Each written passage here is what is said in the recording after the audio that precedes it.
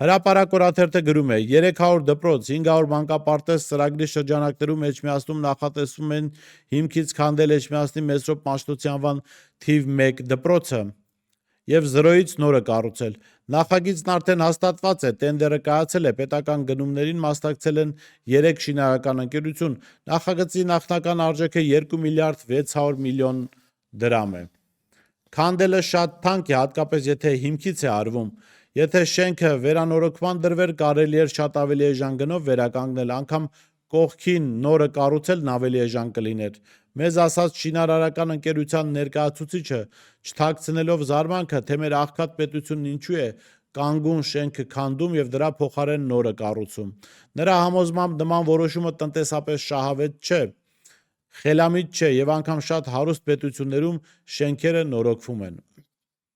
Դուք գիտեք, որ այս կառուցապատման, ասֆալտապատման գործընթացը Նիկոլ Փաշինյանի իշխանության համար դարձել է պետական բյուջեից փող քամելու լավագույն միջոցը, ճանապարհները տարին մի քանի անգամ ասֆալտապատվում են, այսինքն չկա ճանապարհ, որը ասֆալտապատվի և 4, 5, 6 տարի սպասարկի մեքենաներին և կարիք չլինի վերանորոգման, քանդման, նորի կառուցման, բայց սրանց իշխանության օրոք դա դարձել ուղղակի սովորական պրակտիկա, որ մեկ ճանապարհը տարին անգամ մի քանի անգամ կարող են իբրև թե վերանորոգել։